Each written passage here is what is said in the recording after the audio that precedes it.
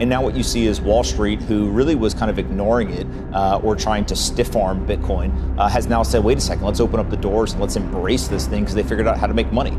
And so you're seeing Bitcoin put into the Wall Street wrappers. First you saw it with the ETFs, now you're seeing it with public companies. You also have heard people announce things like Bitcoin and real estate funds. I think you're going to continue to see Wall Street take Bitcoin and put it in every single corner of the traditional financial system, because ultimately Bitcoin brings volatility. Bitcoin brings financial return in a way that they're not used to seeing. And so I think that Bitcoin is something that is going to bring more customers, more assets, and more profits for these Wall Street institutions. And that's their job, is to go figure out how to grow their business, and Bitcoin can help them do that. Pompliano opens with a powerful thesis.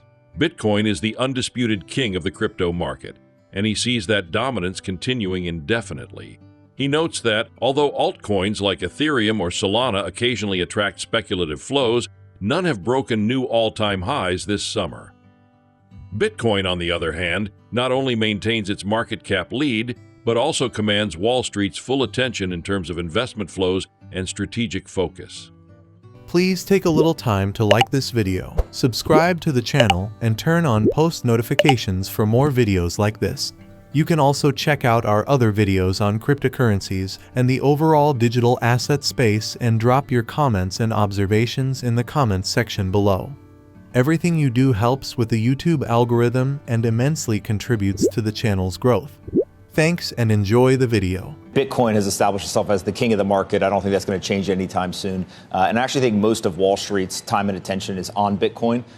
There are other assets that from time to time start to get some capital flows. But if you look, things like Ethereum, Solana, et cetera, they still haven't set in new all-time highs this summer. And so I think that Bitcoin has kind of broken away. Doesn't mean that some of these other assets maybe in the future can't do that, but Bitcoin definitely continues to dominate the market, both in terms of actual dominance of market cap, but also I think just capital flows and time and attention. We've been having a lot of people on to talk about stable coins.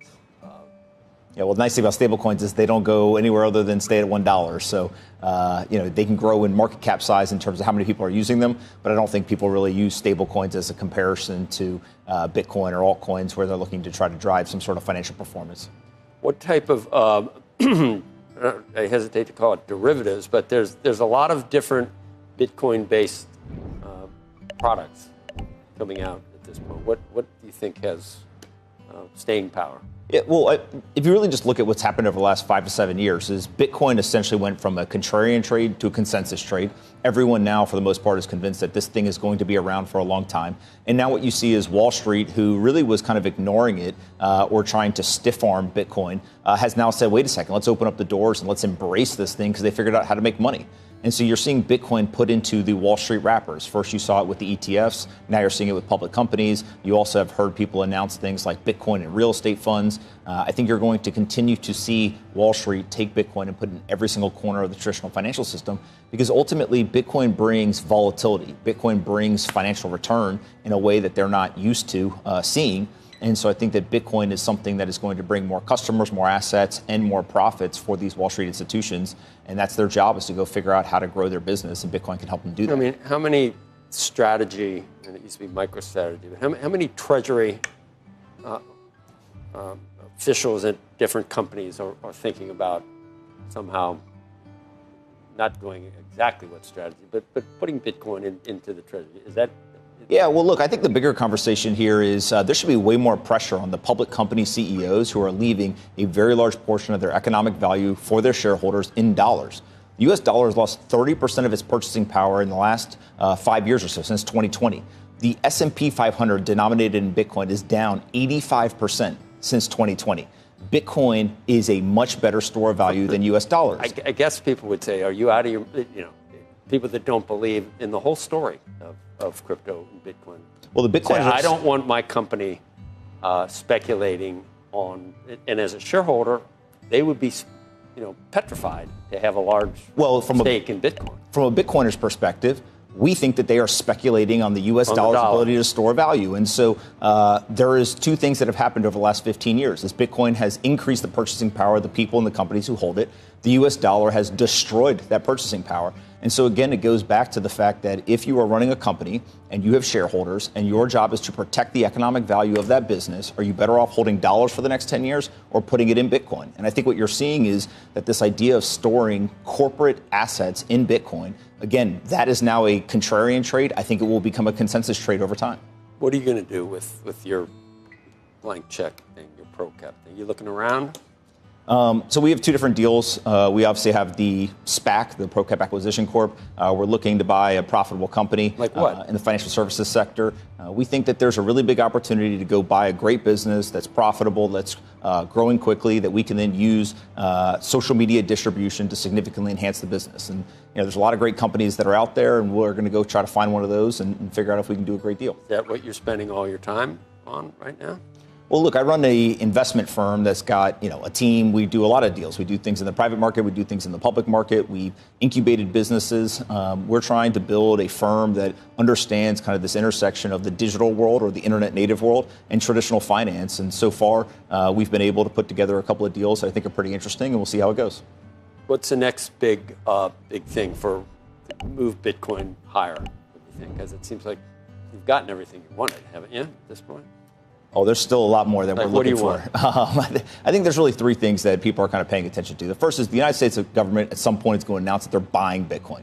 Creating the initial Bitcoin kind of strategic reserve and sitting the Bitcoin that we already had there was good, but that's kind of the, not the main dish. The main dish is when they start buying it, and I think that will happen at some point.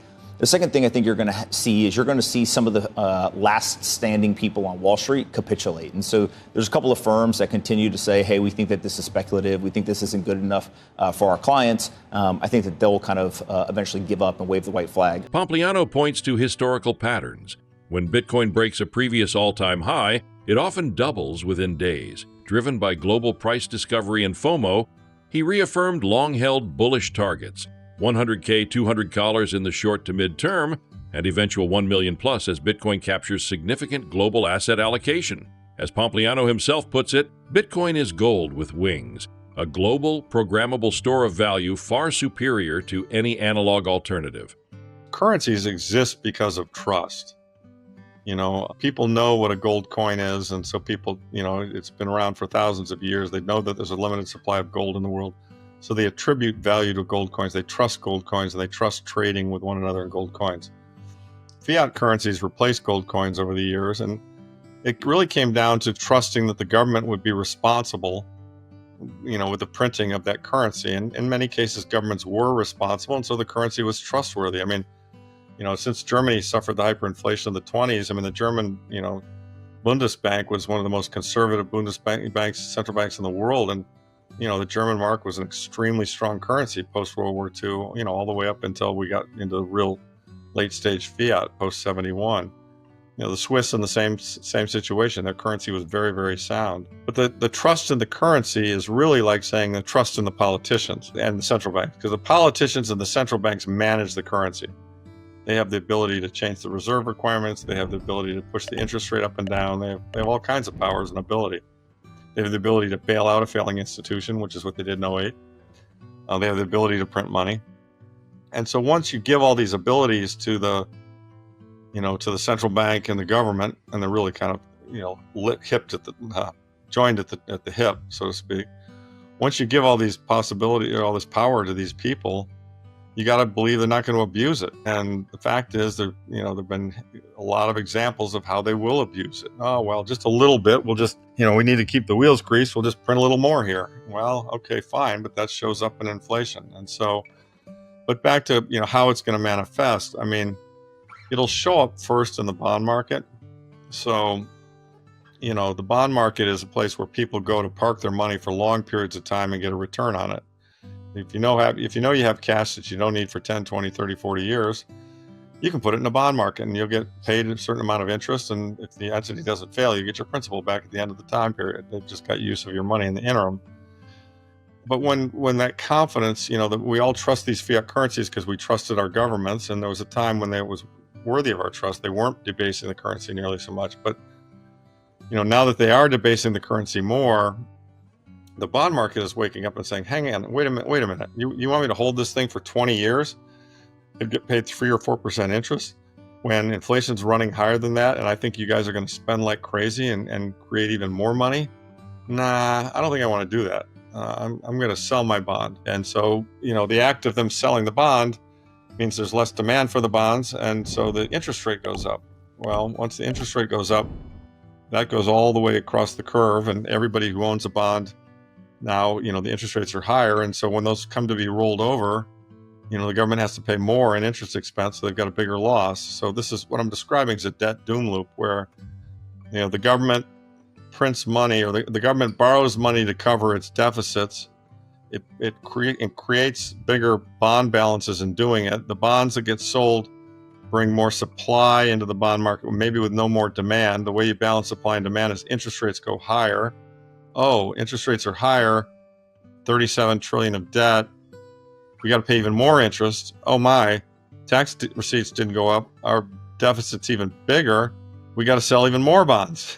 And so it's a rinse, wash, and repeat. It's a negative feedback loop that gets worse and worse. And so what I'm watching very carefully, what I think is a big signal for the next crisis enveloping us and for the big print, therefore coming soon after, is the bond market. And we've seen little, squiggles around this. We saw Liz Truss have a problem with the British bond market in 23, or 22, I think it was. We saw our bond market in the fall of 23 went through 5%. The Fed came out with a lot of jawboning to get it back down, said the rate hiking cycle was over. There talk recently about, a return to QE. The Treasury Department has been buying some of our bonds with some of the TGA, which is the government's checking account.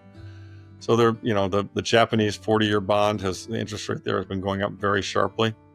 And that was always a currency in a country that had a big carry trade. If these trends resonate with you, don't just watch the next bull cycle. Plan for it. Share this video with others who might still be missing the macro picture. Leave a comment. Where do you think Bitcoin goes from here? Be sure to subscribe for sharper insights into macro, crypto, and wealth preservation. Until next time, stay informed, stay invested wisely, and stay ahead of the curve.